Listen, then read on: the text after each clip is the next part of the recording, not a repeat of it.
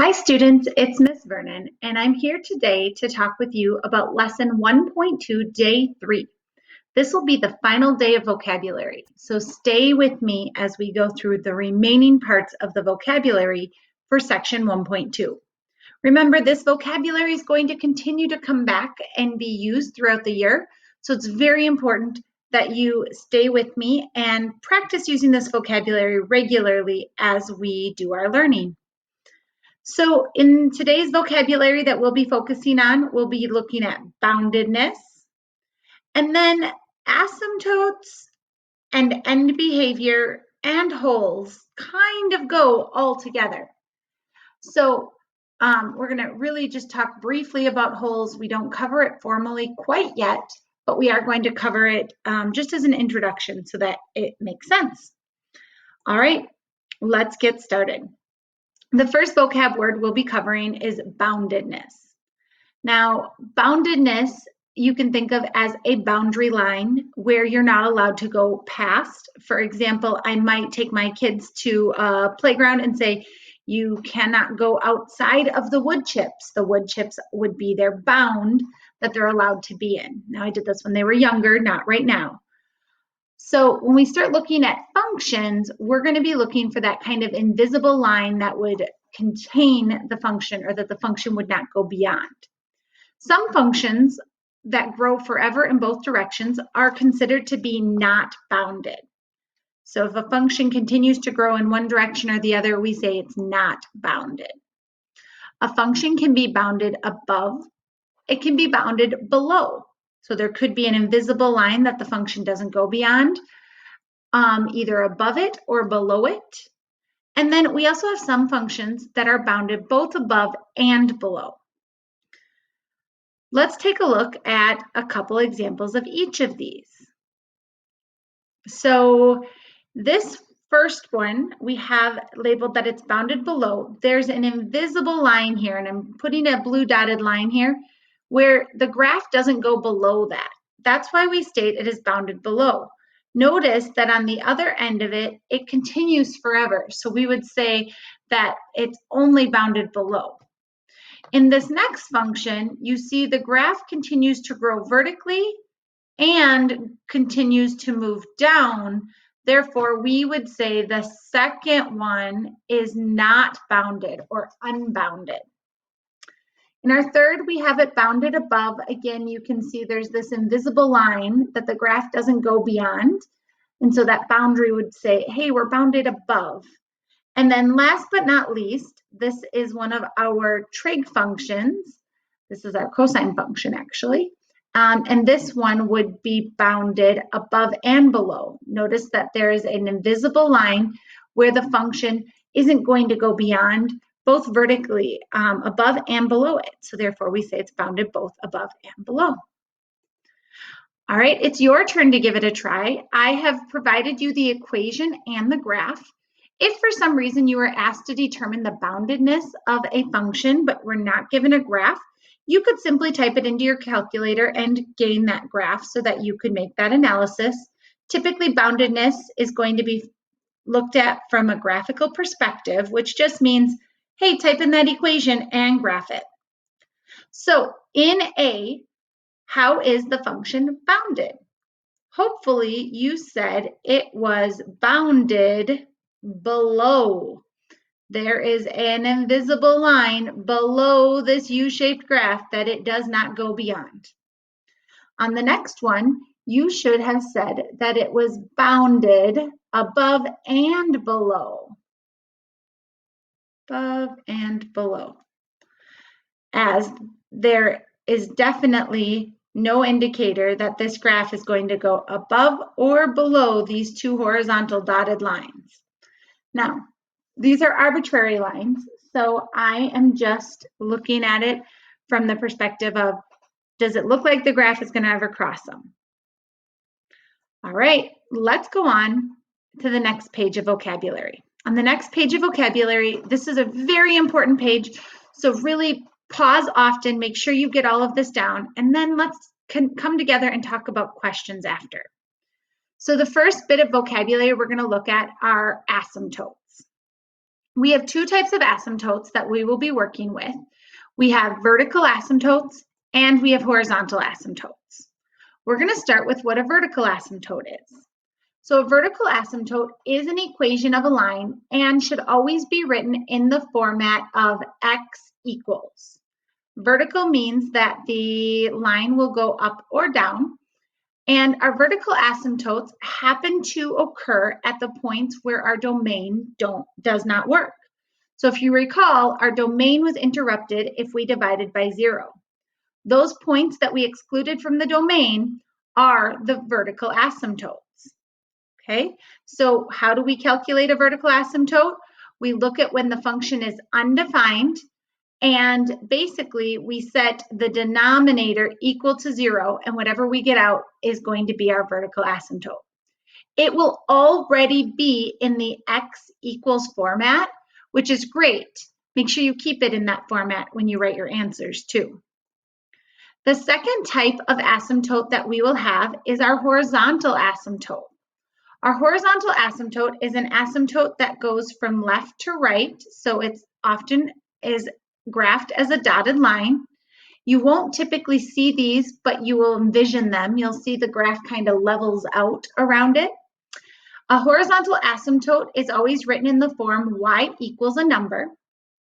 And not all graphs will have horizontal asymptotes, but if they do have a horizontal asymptote, typically you only have one. Now, there is an exception to that rule, as there are with math exceptions to many of the rules, and you'll learn about that tomorrow when we talk about our 12 basic functions that we'll be studying. A horizontal asymptote is found by plugging in extremely large numbers for x, and whatever you get out will tell you where the function is going. So if the number is just growing and getting bigger and bigger and bigger, we know that, you know what, there isn't going to be a horizontal asymptote. But if I plugged in a number and it was giving me an answer that was really close to 0, and then I plugged in a negative number that was really, really small, like negative 1,000, and it also was going towards 0, I would know that my graph had a horizontal asymptote at y equals 0. Now, I find this description for horizontal asymptotes to be confusing for students, which is why I like to connect it to end behavior. Now, end behavior and horizontal asymptotes kind of go hand in hand. End behavior is often referred to as the limit, so we're bringing in that terminology limit, as x approaches positive infinity, and then we use this f of x notation saying as x gets really big and we plug that in, where are our y values going? And then we can write a number here. So again, how this is read is the limit as x approaches infinity of our function, where is it headed? So where are the y values headed for this function? Now I wrote this out as well. The y value as x goes to infinity or gets really, really big, but then we also are going to evaluate it, the limit as x goes to negative infinity. So as we plug in really small numbers, like I said, negative 1,000, what are the y values doing? And so that's the second part of this, is as x goes to negative infinity, what is happening? That's kind of the big idea of end behavior, and I know end behavior can be super confusing. So we'll definitely talk more about this during our live portion of our class. There are some kind of shortcuts to figuring out end behavior that I'm going to talk about here. Now, typically we don't talk about this quite yet. We wait until chapter 2, but I find that the sooner we introduce it, the better it is for students. So in this first one, notice that the exponent on the x term on the top is a 1, and on the bottom it's a 2. I sometimes refer to this as it being bottom heavy. And bottom heavy just means that the highest exponent is larger on the bottom of the fraction. And when this happens, no matter what large number I plug in for x, I'm going to get out 0 because the bottom's going to grow so much faster than the top that my end behavior is going to be headed towards 0, which means I get a horizontal asymptote. I'm going to use HA for that at y equals 0.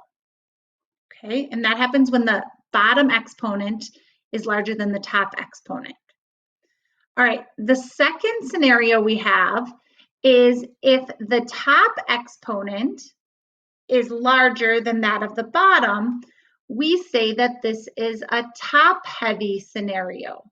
And again, top-heavy just means that the top exponent or the exponent of the numerator is larger than the largest exponent of the denominator. And when this happens, the end behavior is going to be headed towards infinity, or it's going to continue to grow. And so we say that there is no horizontal asymptote when this happens. Okay. And then the final scenario that we have is if we have a situation where the exponent on the top and the exponent on the bottom are the same. Now, when this occurs, no matter what I plug in, it's just going to always reduce to whatever the coefficients were in front of that highest exponent term.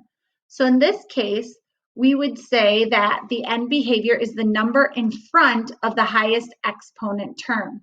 So in this case, I would say we have a horizontal asymptote at y equals 3/2. And again, this occurs when the exponents are the same.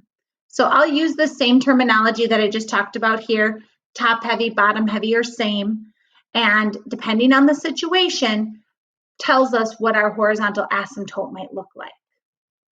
Okay. The last concept, and I didn't write it up here, was just reviewing those holes. Now we're going to talk about holes more in the lesson, but we did talk a little bit about holes earlier in the units of study so far. And we said a hole will occur if I have the same factor on the top as I have on the bottom. Now I can have a whole bunch of other stuff happening, but as long as that same factor is on the top and bottom, I would cancel out that and I would have to make a statement that says, hey, there is going to be a hole at x minus 1 equals 0 or at x equals 1. And so if I go to graph this, I'd want to make sure that I exclude that from the graph and I make it an open circle at wherever the graph is crossing when x is 1. And that just is indicating that there's a hole. Okay, so again, a hole occurs if I have the same factor on the top and bottom. So you'll see our factoring techniques coming into play here. All right, I have one more example for us to go through, just kind of summarizing the big picture here. And so in this example, it asks us to find the vertical and horizontal asymptotes. And then obviously, if there's a hole, we want to identify that. Now remember, horizontal asymptotes and end behavior kind of go hand in hand, so we will bring that up as well. And then at the very end, it says graph the function to verify. So let's start with our vertical asymptotes. We said our vertical asymptotes occur when the denominator is set equal to 0. Now, in this case, it is a quadratic, so I'm going to need to factor this. And so you might go off to the side and do your factoring, asking what adds to -1 and multiplies to -2. And when you do this, you will get x minus 2 and x plus 1 for our two factors. Again, a factor is the parenthesis term. Next, we're going to set each parenthesis term equal to 0.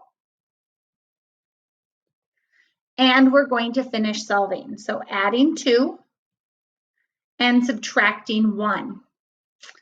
And these are our vertical asymptotes. Notice they're already in the correct format of the x equals. Now visually, what I should see on the graph is I should see kind of a gap or an infinite discontinuity at 2 and -1. The next part we need to look at is our horizontal asymptotes. Now, horizontal asymptotes, we said, go hand in hand with our end behavior. And so as I look at this, I noticed that the highest x term on the top is x to the 1, and our highest x term on the bottom is x squared. Now, although the bottom has more stuff happening, it's not really as relevant. Now, because we can see that it has a higher exponent on the denominator, I would state that this would be a bottom-heavy scenario. Now, again, bottom-heavy just means that there are more x's on the bottom, and because there's more x's on the bottom, I should see a horizontal asymptote at y equals 0. The bottom is going to grow faster than the top. Now, we can do the limit, and we could say as x goes to positive infinity, where is my function going? We should get 0 out. Now, the limit as x goes to negative infinity is also going to be 0. Now, again, this is your end behavior concept. And end behavior and horizontal asymptotes all go hand in hand. So let's just take a second. I have the graph here ready to go, and I'm just going to show you what this graph looks like. So you can see that I have a horizontal asymptote, which I've drawn in red, and then I have a vertical asymptote at -1 and a vertical asymptote at 2. I also notice that if I'm paying attention to my end behavior, my purple graph is going towards 0. Notice that this purple graph is headed towards 0. Even though it's coming from the bottom of the graph up, it still is headed towards 0. And then again, my end behavior, as my graph, or as I plug in larger and larger x values or smaller and smaller x values, it's going to head towards 0, which happens to also be our horizontal asymptote. Awesome job. So in class today, we'll talk a little bit more about these and answer your questions. Have a great day.